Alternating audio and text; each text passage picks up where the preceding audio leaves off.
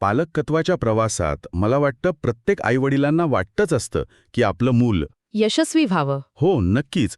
पण मग यश म्हणजे नेमकं काय? म्हणजे चांगले मार्क, मोठी नोकरी आणि मुलांच्या यशात पालकांच्या सवयींचा किती मोठा वाटा असतो? हाच तर कळीचा मुद्दा आहे. आपण अनेकदा यशाला आकड्यांमध्ये मोजायला जातो. बरोबर. पण आज आपण ज्या स्रोतावर बोलणार आहोत तो यशाकडे पूर्णपणे वेगळ्या दृष्टिकोनातून पाहतो. अच्छा. स्वामी विवेकानंदांच्या विचारांवर आधारित हा स्रोत यशस्वी मुलांच्या पालकांच्या 9 सवयींबद्दल सांगतो. पण ह्या निव्वळ टिप्स नाहीत, हे एक संपूर्ण तत्वज्ञान आहे. हेच ऐकायला खूपच रंजक वाटतंय. म्हणजे नेहमीच्या काय करावं यादीच्या पलीकडे जाऊन का करावं आणि त्यामागे विचार काय आहे हे समजून घेण्याचा आजचा आपला प्रयत्न आहे. हो. चला तर मग या विचारांच्या सागरात खोलवर जाऊया आणि पाहूया की हे तत्वज्ञान मुलांच्या भविष्याला कसा आकार देतं. अगदी. यादी पहिली आणि सर्वात महत्वाची गोष्ट म्हणजे हे तत्वज्ञान मुलाला एक रिकामा घडा मानत नाही ज्यात आपल्याला ज्ञान भरायचंय. उलट विवेकानंदांच्या मते शिक्षण म्हणजे माणसात आधीपासूनच असलेल्या पूर्णत्वाचा आविष्कार. वाह. प्रत्येक मूल ज्ञानाने, शक्तीने परिपूर्ण आहे. पालकांचं काम फक्त ते बाहेर आणायला मदत करणं आहे. वाह. म्हणजे सुरुवातच एका खूप मोठ्या विचाराने होते. मग या दृष्टिकोनातून पहिली सवय कोणती सांगितली आहे? पहिली सवय आहे शिक्षण आणि विकासाला प्रोत्साहन. ओके. पण याचा अर्थ फक्त शाळेचा अभ्यास नाही. या विचारांमागची मूळ कल्पना अशी आहे की पालकांनी मुलांच्या शैक्षणिक प्रवासात केवळ निरीक्षक न बनता एक उत्साही सहकारी बनावं. एक सहकारी म्हणजे कसं? म्हणजे जेव्हा मूल एखादी नवीन गोष्ट शिकतं तेव्हा पालकांनी त्यात रस दाखवणं, सहानुभूतीने त्यांच्या अडचणी समजून घेणं महत्वाचं आहे. आणि तुम्ही म्हणालात तसं हे फक्त पुस्तकी ज्ञानापुरतं मर्यादित नाही, बरोबर? मुळीच नाही. भिन्न नमुना, स्रोत, नैतिकता, सामाजिक जाणीव आणि व्यक्तिमत्व विकासावर जास्त भर देतो. आणि हे तेव्हाच शक्य आहे जेव्हा पालक मुलांसोबत खऱ्या अर्थाने वेळ घालवतात, त्यांच्या गरजा समजून घेतात. अच्छा. आणि यातूनच दुसऱ्या सवयीचा उगम होतो. कोणती? वाचनाची आवड. अच्छा. म्हणजे वाचन हे केवळ शब्द ओळखायला शिकवत नाही. बरोबर. या तत्वज्ञानानुसार वाचन हे मुलाच्या आत दडलेल्या ज्ञानाला बाहेर काढण्याचे एक अत्यंत प्रभावी साधन आहे. खरंच? हो. जेव्हा पालक घरात वाचनाचं वातावरण तयार करतात, म्हणजे स्वतः वाचतात, मुलांसाठी चांगली पुस्तकं आणतात, तेव्हा ते नकळतपणे मुलाला स्वतःच्या आत डोकावण्याची, विचार करण्याची एक संधी देत असतात. ती केवळ एक करमणूक राहत नाही, तर स्वतःला शोधण्याचा एक मार्ग बनते. हे खूपच वेगळं आहे. म्हणजे वाचनामुळे मुलांच्या मनात जे विचारचक्र सुरू होतं ते महत्वाचं आहे. अगदी. आणि विचार सुरू झाले की प्रश्न येणारच. अगदी बरोबर. आणि इथेच तिसरी आणि माझ्या मते सगळ्यात महत्वाची सवय येते. कोणती? मुलांच्या प्रश्नांची उत्तरं देणं. हां. जवळजवळ प्रत्येक मूल जन्मतः जिज्ञासू असतं. आकाश निळं का आहे पासून आपण का जगतोपर्यंत अनेक प्रश्न त्यांच्या मनात असतात. हो ना. ही जिज्ञासा म्हणजे त्यांच्या आतल्या पूर्णत्वाचा आविष्कार करण्याची धडपड असते. पण आजच्या धावपळीच्या जीवनात पालकांकडे खरंच प्रत्येक प्रश्नाला उत्तर द्यायला वेळ किंवा ज्ञान असतं का? यावर काही व्यावहारिक उपाय स्रोत सुचवतो का? खूप चांगला प्रश्न आहे.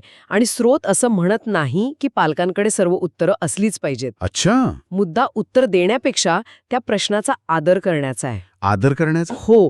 जेव्हा पालक मुलाच्या प्रश्नाकडे दुर्लक्ष करतात किंवा काहीतरीच काय विचारतोस असं म्हणून त्याला गप्प करतात, तेव्हा ते त्याची जिज्ञासा मारून टाकतात. खरंय. याउलट यशस्वी पालक म्हणतात, वाह, काय मस्त प्रश्न विचारलास, मलाही याचं उत्तर नक्की माहीत नाही, चल आपण मिळून शोधूया.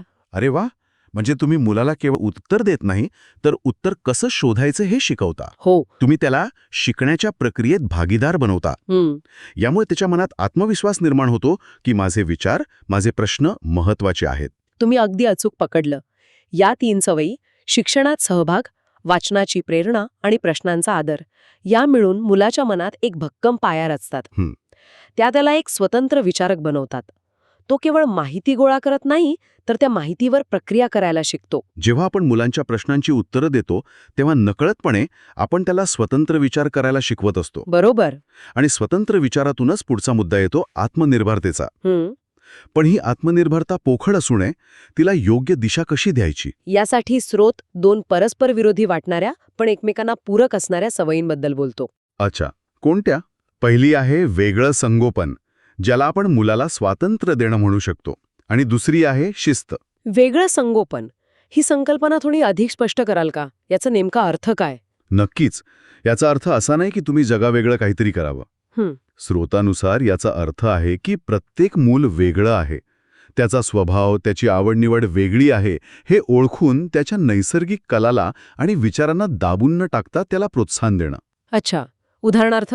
म्हणजे जर तुमच्या मुलाला डॉक्टर इंजिनियरच्या पारंपरिक वाटेऐवजी कलेत किंवा खेळात रस असेल तर त्याच्या त्या वेगळेपणाचा आदर करणं. बरोबर. त्याला स्वतःचे निर्णय घेण्याची, चुकण्याची आणि त्यातून शिकण्याची संधी देणं. हे ऐकायला खूप छान वाटतं. पण स्वातंत्र्य दिल्यावर मुलं भरकटण्याची भीतीही असते. हो, इथेच शिस्तीचा मुद्दा येतो, बरोबर? अगदी. पण गंमत म्हणजे स्रोत शिस्तीकडे केवळ नियमावली म्हणून पाहत नाही. मग कसं पाहतो? तो त्याला कर्मयोगाच्या दृष्टिकोनातून पाहतो. कर्मयोग म्हणजे काय? कोणतंही काम एकाग्रतेने, समर्पित भावनेने आणि वेळेवर करणं. हं, शिस्त म्हणजे मुलाच्या आयुष्याला एक चौकट देणं. झोपण्याची, उठण्याची, खाण्याची, खेळण्याची आणि अभ्यासाची एक निश्चित वेळ. म्हणजे शिस्त ही बाहेरून लादलेली शिक्षा न राहता ती एक आतून आलेली सवय बनायला हवी. हो, आणि ती तेव्हाच येते जेव्हा मुलांना त्या नियमांमागचा उद्देश समजतो. ही शिस्त मुलाच्या ऊर्जेला योग्य दिशा देते. अच्छा. ती त्याला स्वातंत्र्याचा गैरवापर करण्यापासून रोखते. स्वातंत्र्य त्याला काय करायचं हे ठरवायला मदत करतं, तर शिस्त ते कसं करायचे हे शिकवते. वा, खूपच छान समजावून सांगितलं.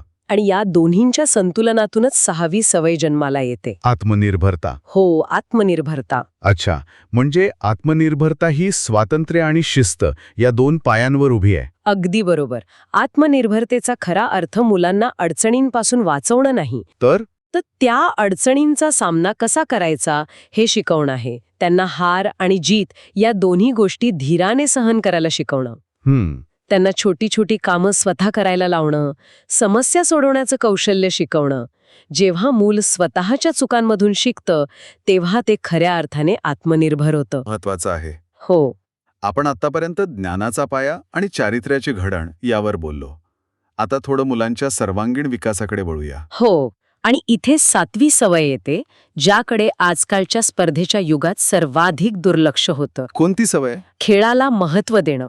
अनेक पालकांना वाटतं की खेळ म्हणजे वेळेचा अपव्यय. खरंय असं वाटतं अनेकांना. पण या तत्वज्ञानानुसार खेळ हे शिक्षणा इतकंच, किंबहुना काही बाबतीत त्याहूनही अधिक महत्वाचं आहे. खरंच, त्याहूनही अधिक. हे जरा अनपेक्षित आहे. हो, कारण खेळामुळे मुलाचा केवळ शारीरिक विकास होत नाही. मैदानात खेळताना तो सांघिक भावना शिकतो, नेतृत्व करायला शिकतो. तो जिंकल्यावर उन्मत्त न होणं आणि हरल्यावर खचून न जाता पुन्हा प्रयत्न करणं शिकतो. म्हणजे खेळाडू वृत्ती. अगदी. ही खेळाडू वृत्ती त्याला आयुष्याच्या प्रत्येक टप्प्यावर उपयोगी पडते. खेळातून तो जो रेझिलियन्स म्हणजे पडल्यावर पुन्हा उभं राहण्याचा गुण शिकतो, तो त्याला कोणतंही पुस्तक शिकवू शकत नाही. वाह, म्हणजे खेळ हे फक्त शारीरिक नाही तर एक प्रकारचं भावनिक आणि सामाजिक प्रशिक्षण आहे. बरोबर. आणि यात पालकांची भूमिका काय असू शकते? पालकांची भूमिका खूप मोठी आहे. मुलांसोबत खेळल्याने नातं घट्ट होतं. हो, ते तर आहेच. दुसरं म्हणजे त्यांना वेगवेगळ्या खेळांमध्ये भाग घ्यायला प्रोत्साहन देणं. यातून त्यांचा आत्मविश्वास वाढतो. अभ्यासाइतकंच खेळालाही सन्मान देणं हे मुलाला सांगतं की आयुष्य केवळ आकड्यावर नाही तर अनुभवांवर आधारित आहे. हे खरंय. आणि या सगळ्या सवयी मुलांना समजून घेणं, त्यांना स्वातंत्र्य देणं, त्यांच्यासोबत खेळणं, या सगळ्यासाठी पालकांमध्ये एक गुण असणं अत्यंत आवश्यक आहे. आणि मला वाटतं तीच पुढची सवय असावी. तुम्ही बरोबर ओळखलात. 8वी आणि 9वी सवय खरं तर एकाच नाण्याच्या 2 बाजू आहेत. त्या कोणत्या? त्या आहेत धैर्य आणि मुलाला भावनिक आधार देणं. धैर्य. हो, धैर्य हा या सगळ्या सवयींना एकत्र बांधणारा धागा आहे. याबद्दल थोडं आणखी सांगा. धैर्य म्हणजे फक्त राग न येणं इतकंच आहे का? नाही, या दृष्टिकोनातून धैर्याचा अर्थ खूप व्यापक आहे. म्हणजे जेव्हा मुलाला एखादी गोष्ट शिकायला वेळ लागतो, तेव्हा धीर धरणं. तो अयशस्वी झाल्यावर मी तर सांगतच होतो असं न म्हणता त्याच्या पाठीवर हात ठेवून हरकत नाही, पुन्हा प्रयत्न करू म्हणणं. बरोबर. त्याच्या भावना समजून घेणं. जेव्हा मूल खूप चिडलेलं किंवा दुःखी असतं, तेव्हा त्याला लेक्चर देण्याऐवजी फक्त शांतपणे ऐकून घेणं, हे खरं धैर्य आहे. मला आठवतंय, एकदा माझ्या एका मित्राचा मुलगा चित्र काढत होता. त्याने 100 वेळा प्रयत्न करूनही त्याला हवं तसं चित्र जमत नव्हतं. तो रडकुंडीला आला होता. पण त्याचा बाप शांतपणे त्याच्या बाजूला बसून राहिला, त्याला प्रोत्साहन देत राहिला. ते धैर्य पाहून मला या सवयीचं महत्त्व खऱ्या अर्थाने पटलं. किती सुंदर उदाहरण आहे हे. कारण पालकांचं हे धैर्य मुलाला एक खूप मोठा संदेश देतं. कोणता संदेश? ते सांगतं की तू अयशस्वी झालास तरी माझं तुझ्यावरचं प्रेम कमी होणार नाही. अच्छा. हा जो भावनिक आधार आहे, ही जी सुरक्षिततेची भावना आहे, ती मुलाला जोखीम घ्यायला, नवीन गोष्टी करून बघायला प्रोत्साहन देते. त्याला माहीत असतं की जरी तो पडला तरी त्याला उचलण्यासाठी त्याचे पालक आहेत. हेच त्याला भावनिकदृष्ट्या स्थिर आणि मजबूत बनवतं. तर या संपूर्ण चर्चेचा सार काय आहे? हे केवळ 9 नियम नाही आहेत. मुळीच नाहीत.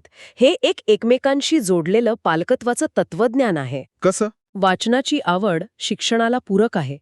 स्वातंत्र्य आणि शिस्त मिळून आत्मनिर्भरता घडवतात. बरोबर. खेळातून मिळालेली खेळाडू वृत्ती त्याला हार-जीत पचवायला शिकवते आणि या सगळ्याला धैर्याचा आणि भावनिक आदराचा पाया लागतो. हे तत्वज्ञान मुलाला एक सक्षम, विचारशील आणि संवेदनशील व्यक्ती म्हणून घडवण्यावर भर देतं, केवळ एक यशस्वी व्यावसायिक म्हणून नाही. ही चर्चा ऐकणाऱ्यांसाठी एक विचार सोडून जातो. आजच्या धावपळीच्या आणि स्पर्धेच्या युगात जिथे प्रत्येकजण निकालांवर आणि झटपट यशावर लक्ष केंद्रित करतो, तिथे या 9 सवयींपैकी कोणती एक सवय पालकांसाठी अंमलात आणायला सर्वात जास्त आव्हानात्मक वाटू शकते?